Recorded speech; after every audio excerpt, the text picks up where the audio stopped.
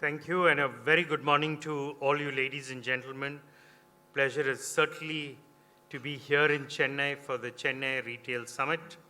As we often talk across the country, the Chennai Retail Summit is one of the most vibrant retail summits that we actually have. Large participation.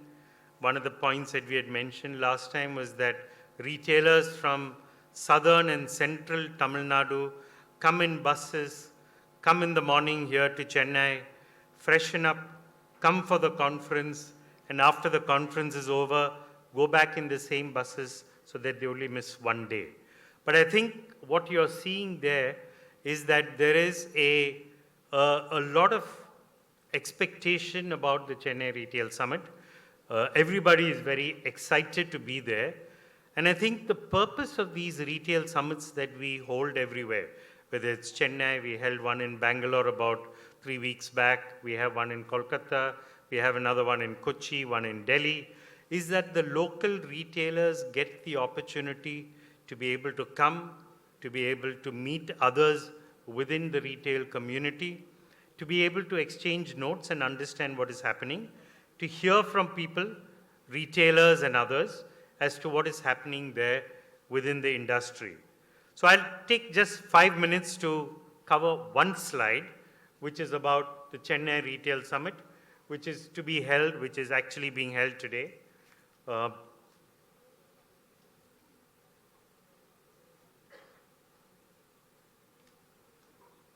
you just get this to me? Yeah. So when I talk about Chennai, and I want to just make it a little broader, one of the things that we always believe in India is that the South is the creator of retail in this country. And there are a variety of reasons why we believe the South is the creator. It is both economic reasons as well as the fact it's got to do with the topography, the population, the wealth in the population, and several such factors which we in the South tend to take for granted. Now, I certainly don't want to create any kind of division. I know this is a very sensitive subject, that South and North and East and West, and I think the last conversation that happened at a national level is about the GST flow back to the southern states, etc. But if you were to look at it from a larger perspective, what you can see is that in South India, can we get this to move a bit? The South is actually richer than the rest of India. That's the first and the most important point for us to remember. If you look at the average per capita income in the South, it is the highest in this country. Tamil Nadu, Karnataka, Kerala, Andhra, all of these states have got average incomes which are between 3 to 5 times the average income in many of the northern states. So if you look at the north, for example, Delhi, Chandigarh has got an income equal to the southern states. If you look at the west, you have Maharashtra and Gujarat, which have an average income similar to the southern states. But if you look at a state like Bihar, the average income in Bihar is in 22-23, it was about 67,000 rupees. Compared to, say, for example, in Karnataka, which is about 3 lakhs. Compared to Tamil Nadu, which is 2,70,000. Compared to the state income of Kerala, which is about 2,30,000. But in Kerala, you have to add a large proportion of NRI income also, which is not captured in the state income. Compared to Andhra Pradesh, which is similar to Tamil Nadu, or Telangana, which is almost the same as Karnataka. So what you can see is that the South, because of the fact that it is richer, tends to actually consume a lot more. And because it consumes a lot more, it is also a much better region to be in.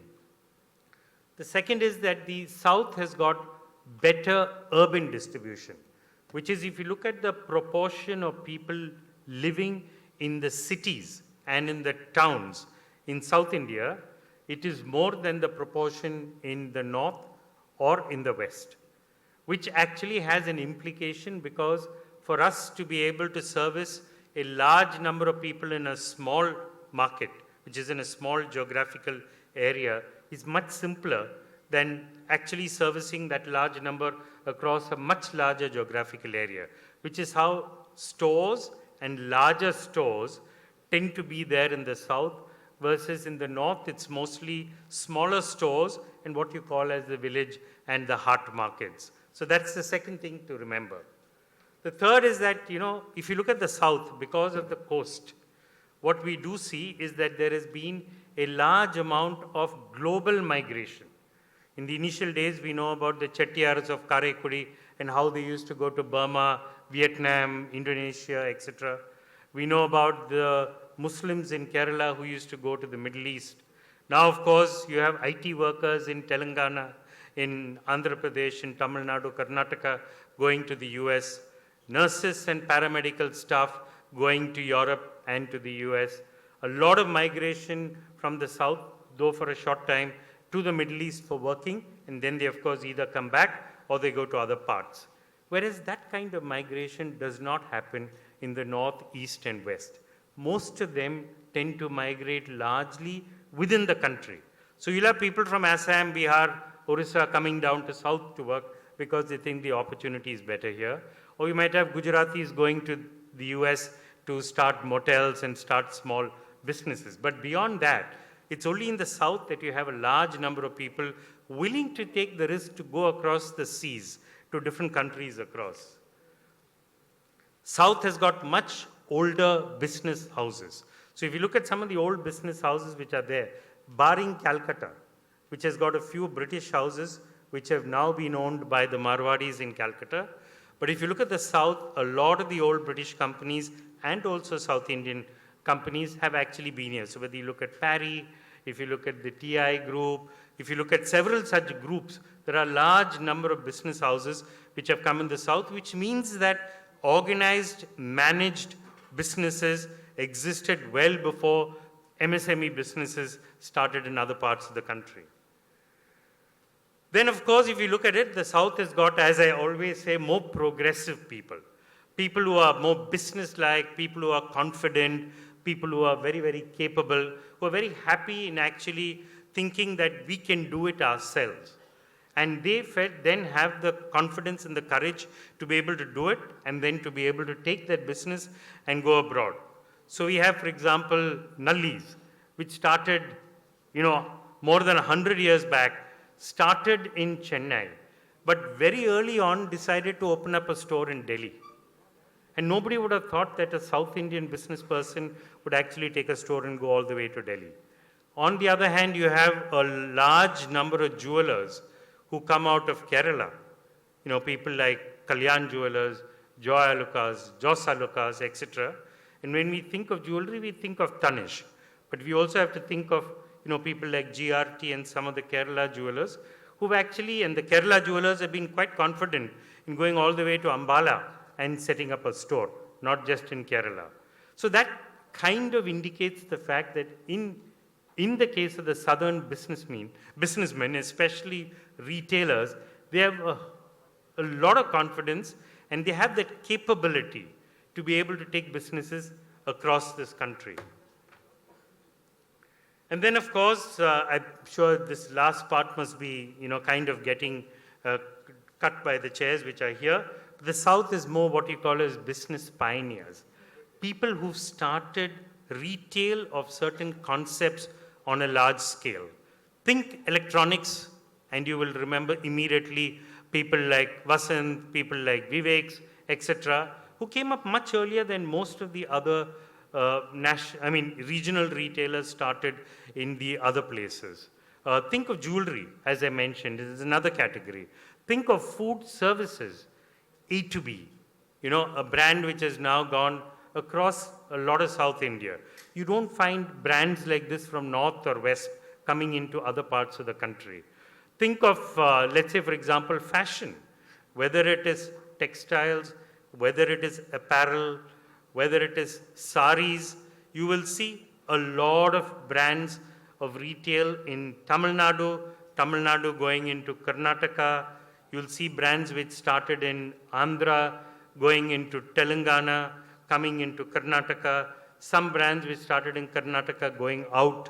So what you can make out is that there is, in several of these, even when we think of food and grocery retail, Food World actually started here in Chennai before it started to go elsewhere.